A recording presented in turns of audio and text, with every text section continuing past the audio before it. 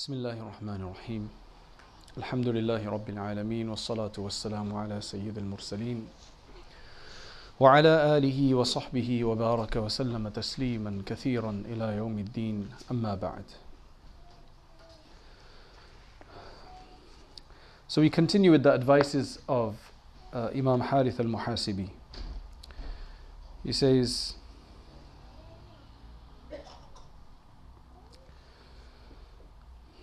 the last thing that we read in the previous gathering was وَكُلُّ صَاحِبٍ لَا تَزْدَادُ بِهِ خَيْرًا فِي كُلِّ يَوْمٍ فَانْبِذْ عَنْكَ صُحْبَتَهُ. That any companion, any friend that you have, any friend or companion, anybody that you generally sit with, through whom or with whom you don't increase in goodness, you don't increase in any goodness or excellence, you don't get any benefit out of every day, then abandon his companionship. Abandon his companionship. You don't need him. There's not enough time in this world to have bad friends, basically. We don't know how long we're going to live for anyway, but even if we live to 70 or 80, there's no time for bad friends. Because it's not just about the day spent with those bad friends, but it's actually the harm that comes from it and the time that's lost when you could have had a better friend. And anybody would tell you that afterwards in hindsight. It doesn't matter how they excite you. It doesn't matter how nice it's being with them. If you're not benefiting from such people, then there's no point. You either benefit somebody yourself, or you're going to be affected by somebody else. And then he says something very interesting. He says, وَخُذْ بِحَظِّكَ مِنَ الْعَفْوِ وَالتَّجَاوُزِ. He says, you need to carry with you your share of pardoning and forgiving. You need to take with you your share of forgiveness, overlooking somebody else's faults or whatever it may be, just easygoing nature. You need to have a share of that with you. Like if you don't have that and you just can't forgive, then you've got a problem. So go and buy some. Go and get a supply of forgiveness and pardon and overlooking somebody else's wrongs and faults or whatever it is.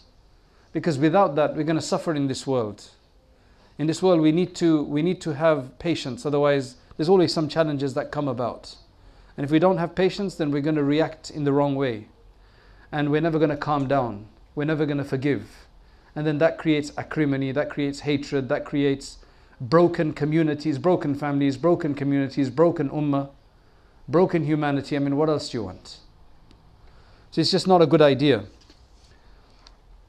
Basically, what the author seems to be indicating towards is that if you ever have a dispute with somebody, then that it's best in that dispute or maybe slight difference of opinion or small kind of quarrel that you may come into or whatever it may be, it's better to actually forgive and overlook than to continue in it, even though you then realize that there's no point in this. Just because you want a good argument and you want to win.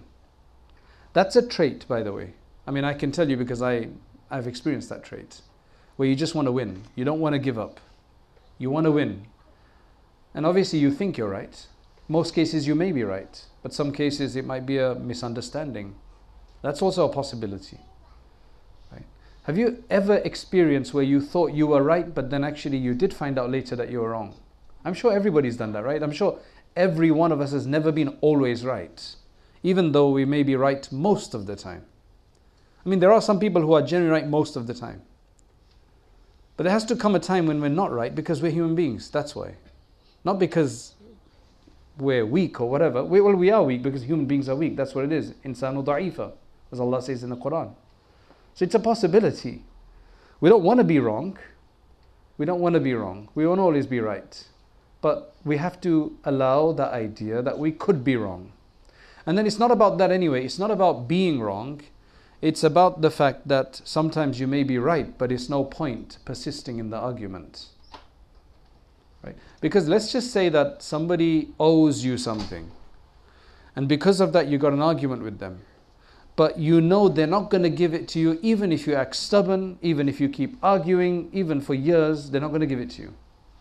So then what's the point of continuing the argument? I know it's very difficult to then say, okay, we're going to be friends again, right? I mean, you could say, I'll deal with you on the day of judgment, but we're going to be friends again, I'm going to be nice to you again. You could do that, but that takes a lot. That's not easy to do. But then what's the point of keeping the argument? Somebody called me the other day from another country. He said, I've been listening to you and so on, but I've got a question. That I don't get any barakah and blessing in my wealth. I don't have any barakah in wealth. I do a little job, I have a job, but I don't have any money left and I struggle. That's what I got from the question. So I asked him a number of questions, gave him a few du'as, etc. But I asked him a number of questions. I said, have you broken up with anybody, especially from your relatives, family? So from what I could understand, there has been a dispute, and because of that, they're not on speaking terms. And I'm sure that, well, I would assume that many families have that kind of a problem somewhere, unfortunately. There's somebody not speaking to somebody. Right? So I said, look, you don't need to be on speaking terms in terms of like, you don't have to have like some big discussions or something like that, but at least make salam. Right? At least have that much. At least start off with that much. So that's what, I mean, it sounds theoretically sounds great that, okay, if you're not going to get something from someone and there's no way you're going to convince them, well, okay, fine. That doesn't mean you have to break up for the rest of your life. Like, life is a bit bigger than that. I mean, there are other ways you can benefit from other people, right? So that's what he's saying, that if you do have a dispute with somebody, then it is best to forgive and overlook than to continue stubbornly in argument. Because Allah subhanahu wa ta'ala, what the author says, for example, is that, and what we learn from our deen is that disputes, they actually dissolve your deen. They actually negatively impact your religion. Have you noticed, even when you're praying, so you go to the masjid and the guy you've got a dispute with, you see him in the masjid. And you're about to start your prayer and you start your prayer. What's going to happen? You're going to think of that argument. Oh, he said this, so I'm going to say that. And that's just generally what's going to happen. So your salat gets spoiled. Because shaitan is there to see the connection. Shaitan is very intelligent in that sense. I mean, he can make connections very fast and say, okay, I'm going to use that too. Right? So it really like effaces the deen. It occupies your mind. You can't be productive then. You may become a good arguer. You may become better at debate. But I mean, you can make money out of debate. I mean, if you're a professional debater and people are paying you for it, then maybe it's worth it. If you're debating the right causes. But otherwise, just to be a debater, just to satisfy your own nafs, then that's not worth it. So, تشغيل العقل وتقتل طمأنينة القلب والخاطر. It will totally kill basically any kind of tranquility and peace in your heart, because you're going to be in overdrive thinking about it all the time. It's going to occupy you. It's going to probably restrict where you can go, because if the other person is there, you won't want to be there maybe, or you know that it may just lead to the wrong thing, so you don't want to be there. And at the end of the day, it just blackens your heart, and it just kindles too many problems. فَالْعَفُوَ وَالتَّجَاوُزُ. So just forgive and pardon, overlook. That's why he says that generally the person who is so easygoing and relaxed, and they don't generally, some people just find it so much easier to deal with, to forgive. Right? Those of us who are a bit more principled I don't know if this is the right principle, but those of us who want perfection and who have this strong sense of justice, that they want to always see justice prevail. One is that there's just somebody who just loves to argue. He just always wants to pull up his sleeves and argue. But then there's other people who always want justice to prevail, and they're willing to go to extremes to do that. But again, those people have to choose their battle well, because you can't do it everywhere. In some cases it's heroic, but in other cases it might end up being stupidity. It just depends on what it is. So human life is very complicated. It's not straightforward, and you have to be very versatile. That's why he's giving us the tools here. Remember, he says you need to have your share of them, because sometimes you're going to have to forgive. Even if you want justice, sometimes you may not be able to get it, and it may be better just to leave it. So that's why he's saying that the one who is the one who's able to digest a lot more and let go of a lot more, and who doesn't like to get into arguments as much, he's going to sleep much better than other people, generally speaking. And then he says, what will happen when you forgive is that you will be given tranquility in your heart. You'll be given comfort. You'll relax a bit more. Ibn Qutaybah ad-Dinwari, great Imam of Arabic and other subjects. Once what happened is he was very intelligent. He's very intelligent. Once he had a dispute with somebody else. I think he was correct in it. He was on the right side. So he had a dispute with somebody else, between actually a cousin of his, Ibn Amminlah, his cousin. A family, one of those family issues, whatever it was. Ibn Qutaybah said, I'm going to get my right from this person, until eventually it went to court. So until eventually it went to court. So they got to the court, and so Ibn Qutaybah says that Bishr ibn Abdullah ibn Abi Bakr, he passed by me once, and he said, what's making you sit here? Why are you sitting in this place for? So I told him that, oh, you know what? I mean, he probably saw him by the courthouse. So he says, why are you sitting here for? He says, because I've got a dispute with my cousin brother. Right? Maybe some land issue. I don't know what it was. But I mean, that's typical, right? So he said, that person, Bishr ibn Abdullah, he says, you know what? I've got a favor to repay, because your father has done something good for me. So I've got to repay you for that. Meaning I owe you one. Because of your father, I owe you one. And right now, I want to actually repay you. I want to do that favor to you now. So he thought, okay, great. Maybe whatever it may be. So this is, Wallahi, ma ra'aytu shay'an adhhaba lid-din, wala anqasa lil-muru'ah, wala adya'a lil-ladha, wala ashghala lil-qalbi min al-khusuma. So he gave him this advice. He says, this is my favor to you. I'm going to tell you that I've never seen anything that is more disastrous to your deen, that is more destructive to your religion, and that is more diminishing to your decency, your self-dignity and respect among people especially, and that takes away the pleasure of your life, because you can be eating some really nice food, but you're worried about that. You could be doing something else that's pleasurable, but you're worried about that. Right? You're worried about, meaning your disputes. Wala ashghal qalb, and something that is, you haven't seen anything more occupying than the heart. So those four things that will be more destructive to your deen, more diminishing of your common chivalry and decency and self-esteem, that will take away your pleasure and that will occupy your heart. I've never seen anything worse than khusuma and dispute. And I completely understand that. I completely agree with that. So Ibn Qutaybah says, now Ibn Qutaybah was a man of principles, but he was a man of nasiha. And he was a man of, understanding. As soon as he heard this, he thought, man, he's telling the truth. فَقُمْتُ لِأَنصَرِفْ. So I got up to move away. I got up to turn away from the whole argument. So my opponent, my cousin said to me, what's going on? Malak, what's happening? I said, I'm not gonna dispute with you anymore. I'm gonna drop this case. So he got probably excited. إِنَّكَ عَرَفْتَ أَنَّ الْحَقَّ لِي. Like, you figured out that, I'm on the truth. That means that you're wrong and I'm right. That's why you're moving away. That's what they'll say, right? That's what will stop you from actually moving away. Remember that. It's because of that they will think so. And unfortunately, people, they're not going to leave you alone. I mean, that is this is shaitan. He's going to make you think all sorts of stuff. I said, no. It's not because of that. وَلَكِنْ أُكْرِمُ نَفْسِي عَنْ هَذَا. I just want to ennoble myself by staying away from this. I want to make myself noble by staying away from this, because by being with this is ignoble. وَتَرَكْتُ الْخُصُومَ. And I abandoned this dispute. Imam Ghazali has actually related this in his Ihya Ulumuddin in the Afatul Lisan. It's a wonderful, huge but wonderful chapter that he discusses. Alright, the next point that our author, may Allah have mercy on him, he says is وَعْلَمْ أَنَّ الْمُؤْمِنِ يُخْتَبَرْ صِدْقُهُ فِي كُلِّ حَالٍ. That's extremely profound. He says, know that the true believer, his truthfulness, veracity, sincerity is going to be tested at every moment.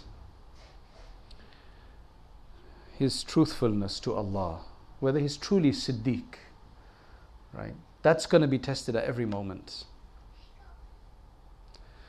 Well, now that we know that, the point of telling us this is that we probably not sure if we were aware of this. It's a reality. But when you're told about this, you start thinking of it like that. And the benefit of it is that you think that, okay, the next time, I'm having to make a decision about something, do I really love Allah or not? So I've got a possibility of a sin in front of me. Right? Am I really truthful to Allah or not? Or am I going to fall into this other thing? So I'm being tested. So know that a believer is going to be tested. His sidq is going to be tested in every state. مُطَّلَبٌ نَفْسُهُ بِالْبَلْوَى. Apparently this particular statement, according to the editor as well, it's a bit confusing, this statement, but it seems like he's going to have to test himself through trials that will come upon him. There's always going to be tests. So he's going to have to test himself. There's always going to be some challenge that's going to come in front of you by which humans become purified. It's almost like life is just full of hurdles. I mean, that's a statement anyway. Life is full of hurdles. Life is like an assault course. And there's just various different things that you're going to have to come. And whoever reaches the end without being messed up too much, they're going to go to paradise. So when you understand that it is an assault course, I guess it makes it easier that, okay, I have to do this assault course. If you think it's a walk in a park, then it's a bit of, then we're in for a rude surprise, right?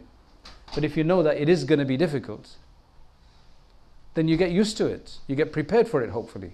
It's always nice to know where you're going. Like if you know you're going and there's not going to be any water there, well, you're going to take some water with you. But if you get there and you find out there's no water there, then you're like, oh no, I wish I bought my water. You go somewhere and then you didn't know it was going to be cold there. And so for example, once I went to Hajj and I hadn't taken anything because I thought it was summer here, it was summer there. I said, I don't need a jacket. Right? Why would you need a jacket? In the planes they give you blankets anyway. So where would you need a jacket? Got back after the Hajj, Jeddah airport, and it is freezing. I don't know, maybe they had a lot of money at that time. The AC was just blasting, like really cold. Really cold. Man, I don't know, maybe it was about 13 degrees or 12 degrees. It was freezing, or maybe less than that. I was like, oh no, why didn't I bring a jumper? Now every year I go, even though it's summer still, I take a fleece with me in my hand luggage because I know that I don't want to mess around in the airport. Because then, you already got like a bit of a cold or cough or whatever, and then that just aggravates it and then it becomes worse. So when you know about something, it's always nice to know. And that's why reading more and understanding more, it gives us these reminders. It keeps telling us, look, because you may forget. Now imagine somebody who knows about this, but then after he hasn't been for 10 years, he goes back after 10 years and like, oh no man, I've forgotten again. That happened to me 10 years ago. So it's just like life is like that. The more we know about life, the more we know that there's going to be difficulties. It's easier if you prepare for it. We ask Allah for help. رَقِيبٌ لِلَّهِ عَلَى نَفْسِهِ. So the person needs to be always, for the sake of Allah, very conscious about themselves, actually supervising themselves. Raqib means somebody who watches very carefully. Saying a person needs to watch themselves very carefully, otherwise we are going to allow ourselves to go on the wrong way because we're not careful. So a person, the wording he uses is that you have to be just very careful about yourself. Always looking out for yourself with all of these tools that he's providing. فَاثْبُتْ عَلَى مَحَجَّةِ الْحَقِّ فَإِنَّكَ مُرَادُ الْعَوْنِ. So remain with the proofs of the haqq. Always go according to the Quran and the Sunnah and whatever gives you the haqq. That's the most important for you. Look at this. This particular incident will kind of highlight to us what kind of balance is required here. Imam Ahmad ibn Hanbal, it's a famous story about his inquisition. The ruler of the time came up with this strange idea about the Quran, the nature of the Quran. It's highly theological and complicated. I'm not going to go into it right now, but I've discussed it. I've actually got a biography, Imam Ahmad ibn Hanbal, on ZamZamAcademy if you want. And it's in Saviors of Islamic Spirit as well if you want to read about it. So his inquisition, he was put into prison and then he was going to be whipped. So now he's put into prison. Remember, there's a number of other scholars who've been killed for not believing and not accepting the belief that the ruler of the time wanted them to accept. So a number of ulama have been killed, a number of them are in prison. Imam Ahmad ibn Hanbal, it was such a desperate and serious situation that a number of ulama actually interpreted or gave a different impression about their beliefs and got away. That's how far it became. But Imam Ahmad, he stood up and he said, I'm not going to compromise in this at all. So it says that he was imprisoned, he was shackled, his feet were shackled to the ground. He didn't care about the fact that he was in prison. That didn't bother him. Neither did it bother him that he was going to be killed with a sword. That much he says that didn't bother me, because that's all for the sake of Allah. That I'm fine with that, he says. وَلَكِنْ خَافَ أَنْ يُضْعَفَ جِسْمُهُ. What he was worried about was that his body would become weak. His body would become weak so that he couldn't undertake the punishment. He was only concerned that I won't be able to take this persecution. He didn't mind being killed, but he didn't want to become weak so he couldn't take the persecution and thus then say something, because he was whipped. He was whipped so much that it said that if an elephant was whipped like that, it would have fallen. Right? That's how much they whipped him. And he said harder and harder. So he's saying that what he was most fearful about was that his body would become weak. He wouldn't be able to tolerate the persecution. He would then, his patience, right, for the sake of truth, the perseverance that he had, that would diminish. That would diminish, like he couldn't stay strong. That's what he felt. So Allah subhanahu wa ta'ala basically inspired him with a number of words, number of kalimat, number of verses or whatever, which helped him to get through it. He says what happened is, actually Allah taught him certain things and inspired him from really venues that he would never have expected it to come from. He says that with him were a number of thieves, a number of Bedouins, and a number of other criminals in the prison. Basically from them he learnt that he'll be able to gain the energy to deal with these things. He said, I would never have expected that I would learn from these people. But they were there, and he said he learned from them. So that's how he managed to become stronger. His patience increased. And even though his shoulder was dislocated in the flogging, right, until he became unconscious, but he was able to be patient. And he was able to remain on the true opinion. He didn't give it up at all. So if you want to be strong, Allah will help you, and He'll give you these things from where you would never have expected these things to come from. That's why in Ibn al-Jawzi's biography of Imam Ahmad ibn Hanbal, he says that لما أخذ أحمد من بغداد وسافروا به إلى الرقة. Right?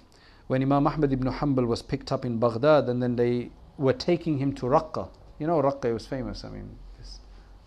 It's in the northern part of Syria. And that's where he was imprisoned. Some of the ulama, they came to him to remind him about certain ahadith in which you're allowed to hide your true opinion when it becomes very serious and you're going to be killed and so on. So they were trying to, out of mercy, right, out of compassion for him. Look, you got these ahadith, and you can use them. You don't have to do what you're doing. You can just kind of say something else because it's a life and death situation. So some of the ulama, but Imam Ahmad, he says, I'm not going to do taqiyya. I'm not going to hide the true opinion. I need to fight for this one. He said to them, كيف تصنعون بحديث خباب. So he is giving them another hadith. He says, what's your response to the hadith of Khabbab ibn al-Arat radiyallahu anhu? إن من كان قبلكم كان ينشر أحدهم بالمنشار ثم لا يصده ذلك عن دينه. You know the famous about Khabbab radiyallahu anhu, when he came to the Prophet sallallahu alaihi wasallam, the Prophet sallallahu alaihi wasallam told him, we were sitting by the Kaaba, the Prophet kind of got up, when to answer him, that you think it's going to be so easy, you're going to be tested. Right? You're going to be tested, there's going to be things, and that's why we're constantly being tested here.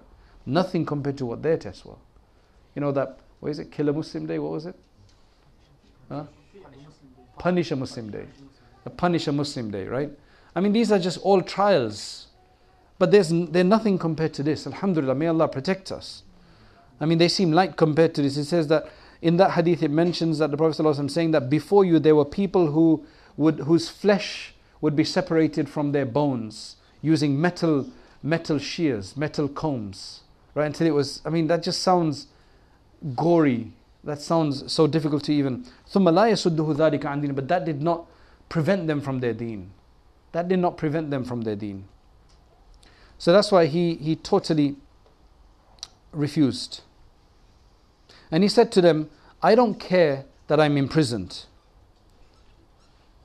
He says, my home and this prison is the same thing for me. Like I'm there or I'm here, I'm probably doing what I'm doing anyway. It doesn't make a difference to me.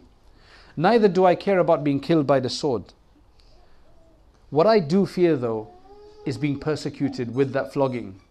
Because I don't know if I'm going to be able to tolerate that.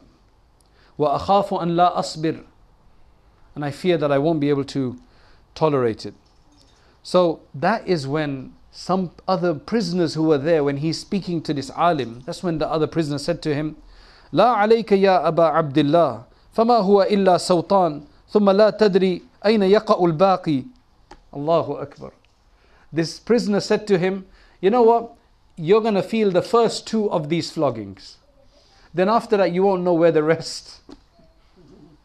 You'll only feel the first two. After that you'll be gone. You won't feel the rest. Don't worry about it.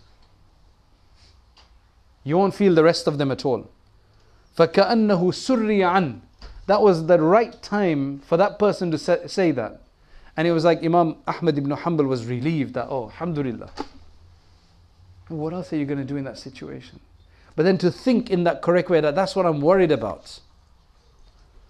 Not that I'm worried about that I'm going to be beaten, but worried about why you're going to be beaten and what it's going to do to you. Allah. So Imam Ahmad rahimahullah says, he says, I did not ما سمعت كلمة منذ وقعت في هذا الأمر الذي وقعت فيه أقوى من كلمة أعرابي كلمني في رحبة طوق.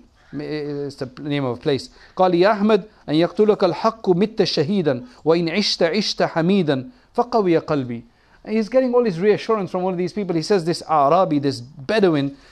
So Imam Ahmad says that I've never heard a statement or words that were said to me regarding the inquisition that I was afflicted with that were more powerful for me and more strengthening for me than these words that were said to me by this Bedouin, right, in this place called Rahbatu Tawq, right? He said to me, Ahmed, if they kill you, right, then you're going to die as a shaheed.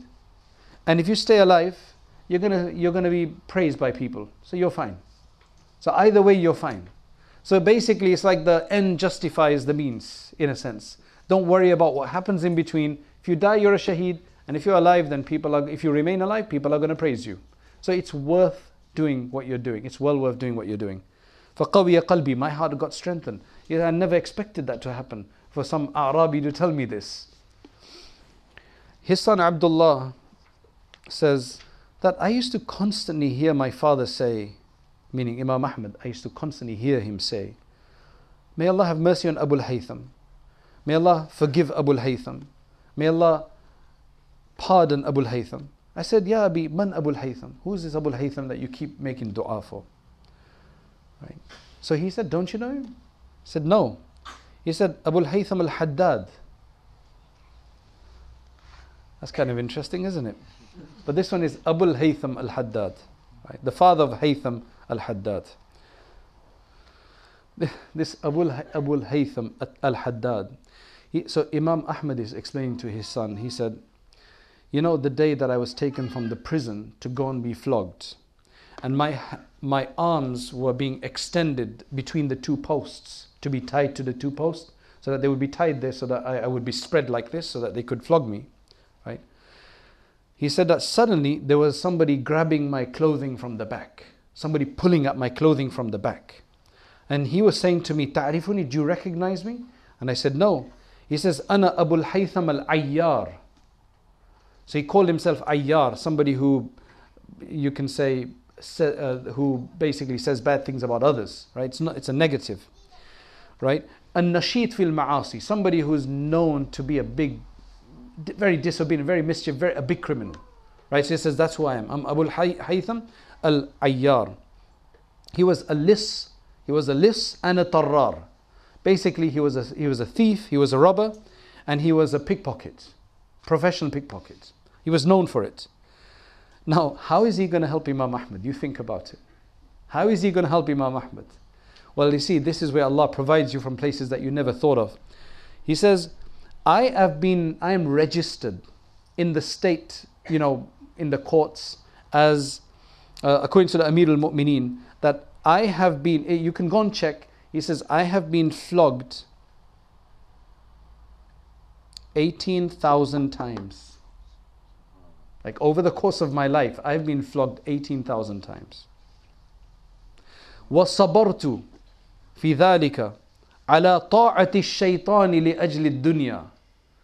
And in all of that, I have taken it, I have borne that, I have persevered through that in obedience to the shaitan.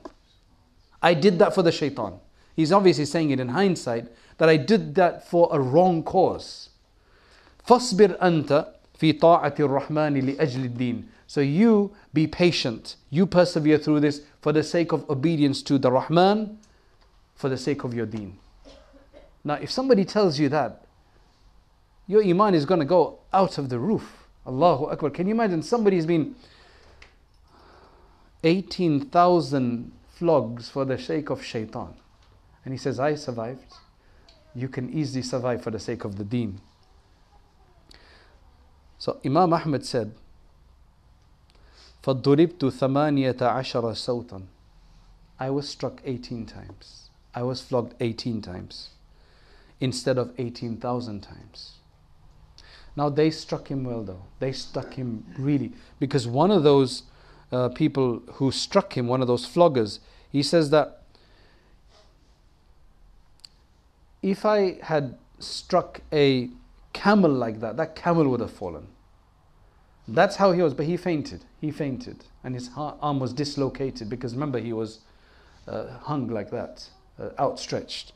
But his people, the people who actually flogged him, they say that we really struck him hard because the Mu'tasim was saying, strike him harder, strike him harder. So there you go. That's truly a lesson. Inshallah, it gives us tawfiq. It gives us that it's not easy to be a Muslim. I mean, it's supposed to be easy, but it's not easy. Like there's going to be challenges. It's not easy to be a human being in this world. There's always difficulties and there's always challenges, regardless of who you are. Right? And there are people who suffer and they're not Muslim, but they suffer because they don't get enough food, they don't get this, the psychological depression, maybe they've got some other problem, maybe got some problem with their children, whatever it may be. Everybody has issues. But if you're on the truth and you've got a cause worth living for, then these troubles are not a problem. We have to undertake them. Allah opens up other paths for you. Some paths of yours become closed, Allah opens up other paths. It's ajib what Allah subhanahu wa ta'ala did. The world is vast. So we ask Allah subhanahu wa ta'ala for help. We ask Allah for help. So that's why he says, وَاسْدُقْ فِي الطَّلَبِ تَرِثْ عِلْمَ الْبَصَائِرِ. You be sincere in your striving. Be sincere in your striving, and you will then be given the knowledge of the insights, of the divine insight. Things will be opened up for you, and you'll figure these things out. And then he mentions a number of other things, and we will basically what he says is وَتَبْدُ لَكَ عُيُونُ الْمَعَارِفِ. The springs of gnosis, the springs of knowledge about Allah subhanahu wa ta'ala will suddenly become revealed to you, and a number of things will be provided to you that comes purely from the tawfiq of Allah subhanahu wa ta'ala. فَإِنَّمَا السَّبْقُ لِمَنْ عَمِلَ. Because the person who's going to win is the one who works hard. وَالْخَشْيَةُ لِمَنْ عَلِمَ. And you're going to get fear for the one who of the one who recognizes Allah subhanahu wa ta'ala. وَالتَّوَكُّلْ لِمَنْ وُثِقَ. And you're going to get reliance If you rely on Allah, you're going to be given reliance. وَالْخَوْفُ لِمَنْ أَيْقَنَ. And Allah will give you fear for the one who has the conviction. وَالْمَزِيدُ لِمَنْ شَكَرَ. And if you do shukr, Allah will give you more. So there's always benefit in all of this. We ask Allah subhanahu wa ta'ala for assistance.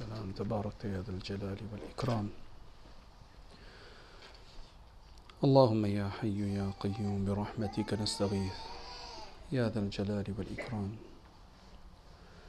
اللهم صل على سيدنا محمد وعلى آل سيدنا محمد وبارك وسلم. Oh Allah, we ask for your benevolence. Oh Allah, we ask for your mercy. Oh Allah, grant us your forgiveness. Grant us your turn to us with your compassion. Oh Allah, we want your kindness. Oh Allah, you are the most kind. Oh Allah, you are the most merciful. You are the most generous. Oh Allah, you are the most forgiving. Oh Allah, you are the most giving. Oh Allah, we ask you for that which is beneficial for us. Oh Allah, we ask you for that which you know is beneficial for us, and we may not know it's beneficial for us. Oh Allah, allow us to make the right choices. Forgive us our wrong choices. Forgive our wrongs. Forgive our shortcomings. Forgive our defects. Forgive our sins. We ask you forgiveness from all those sins that we think about and that we have done. Oh Allah, those that we are so habituated to that we can't even leave and we can't abandon. Oh Allah, forgive us those sins that bring on other sins, those sins that create darkness in our hearts, that create darkness in our homes, that turn people against each other. Oh Allah, that removes the barakah and blessing from us. Oh Allah, we ask you forgiveness from all the sins. Oh Allah, we don't know, we sometimes don't even understand how harmful sins may be. Oh Allah, and we can't help ourselves. Oh Allah, we ask you for strength. We ask you for fortitude. Oh Allah, grant us of all of those things that we need to live successfully in this life and to gain success in the hereafter. Oh Allah, accept from us. Oh Allah, accept from us. Oh Allah, turn to us with your mercy. Grant us your love and put around us people who love you. Make us friends of those people who love you, and grant us friends who are great and good. Oh Allah, make us forces for good change. Oh Allah, protect us from being the keys to evil. Oh Allah, make us the doors of goodness. Oh Allah, allow us to be forces of goodness in this world. Oh Allah, bring back insaniyah to the insan. Oh Allah, protect us, our progeny, protect all of our people. Oh Allah, we ask you for protection from shaitan and from anybody else that seeks to harm us. Oh Allah, we ask you for tawfiq in what we're doing, and grant us tawfiq to do that which is pleasing. Oh Allah, grant us strength to do our projects that are beneficial for us. Oh Allah, accept us all for the service of your deen. Oh Allah, protect us, our progeny, our generations until the day of judgment. Make us all the muqimeen as-salat. Make us all of those who establish prayer, and from our families. Oh Allah, do not allow us to turn away from our religion, nor from our children, nor from our families. Oh Allah, protect us from all the evil and the challenges that are out there. Oh Allah, make this holiday that we're in a useful one, a beneficial one. Oh Allah, make this day a beneficial one. Make our lives a beneficial one. And make our subsequent life after this day better than the previous days. And oh Allah, make the best part of our life the final part of our life. And oh Allah, make the best day of our existence the day that we stand in front of you. Oh Allah, subhana rabbika rabbil izzati amma yasifun wa salamun ala al-mursaleen walhamdulillahi rabbil alameen.